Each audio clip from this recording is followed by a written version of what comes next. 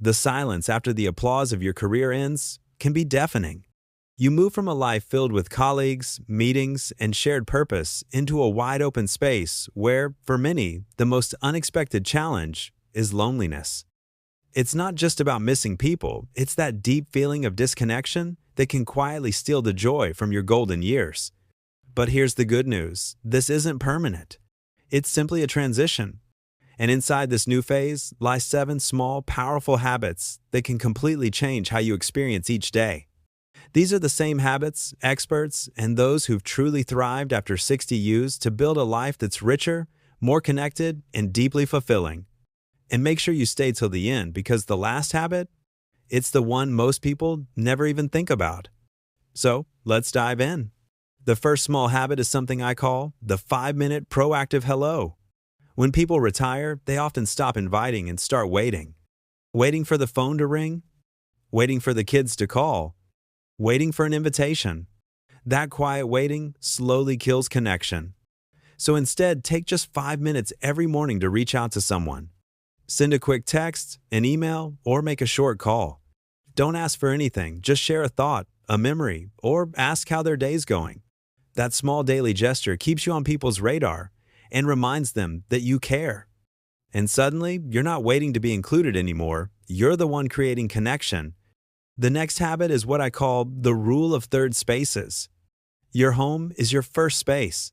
Your old workplace was your second. But now, you need a third space, a place where you belong simply by showing up. It could be a reading group at the library, a cozy coffee shop, a community garden, or a fitness class. Pick one or two and show up at the same time a few days a week. Over time, you'll start noticing familiar faces, and they'll notice you too. You don't have to make instant friends. Just being seen, recognized, and greeted builds a quiet sense of belonging, and those small hellos can grow into real connection. Habit number 3 is about keeping your mind and heart young. It's called the pursuit of relevant novelty. Most retirees choose hobbies that are comfortable and solitary, like reading or gardening. Nothing wrong with that, but they don't always bring new people into your life. So try something that involves learning or teamwork, something new, or something you haven't done in decades. Maybe it's learning a new language, joining a local theater group, or even taking a beginner's coding class. New experiences keep your mind sharp, and they instantly connect you with others who are also learning, laughing, and figuring things out together. That shared vulnerability builds friendships faster than shared success ever could. The fourth habit taps into your greatest untapped strength, your grandparent energy. Many people feel less useful after retirement, like their time to contribute is over. But the truth is, you've got a lifetime of wisdom that younger people need. Find small, structured ways to give that wisdom back. Mentor a young entrepreneur, tutor a student, or volunteer your skills with a local group. When you share your experience, you don't just help others, you remind yourself that you still matter, that your knowledge has value, that you still have an important role in this world.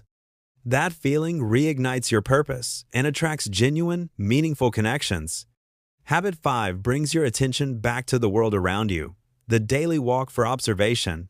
Most people walk with earbuds in, lost in thought. But what if your walk became a small daily adventure and curiosity? Look around. Notice the gardens, the dogs, the people, the little changes from yesterday. And when you pass a neighbor, make eye contact, smile, and say something simple and genuine. Your roses look beautiful this year. Or, is that a new puppy? These small, friendly moments add up.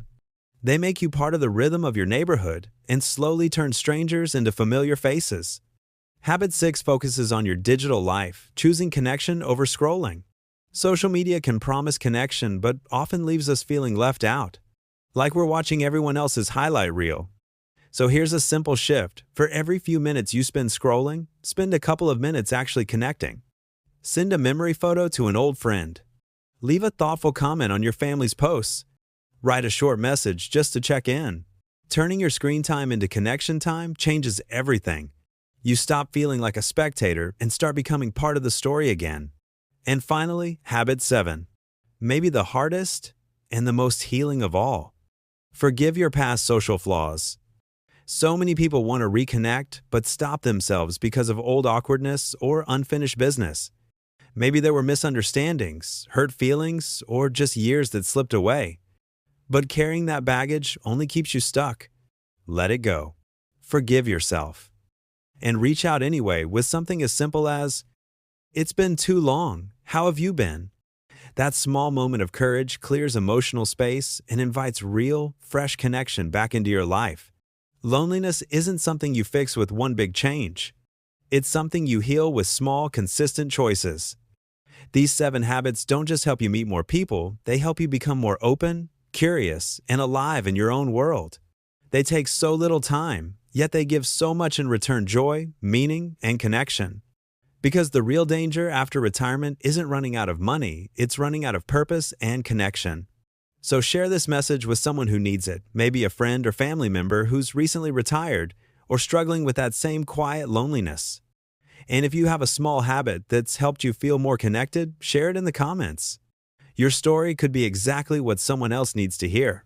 Don't forget to like this video to let YouTube know this message matters, and subscribe to Everwise Living so you never miss a new one. Because here on this channel, we share tips, stories, and insights to help you live your best life after 60. Thank you for watching. We'll see you in the next video. And until then, live wisely, live richly, and live connected.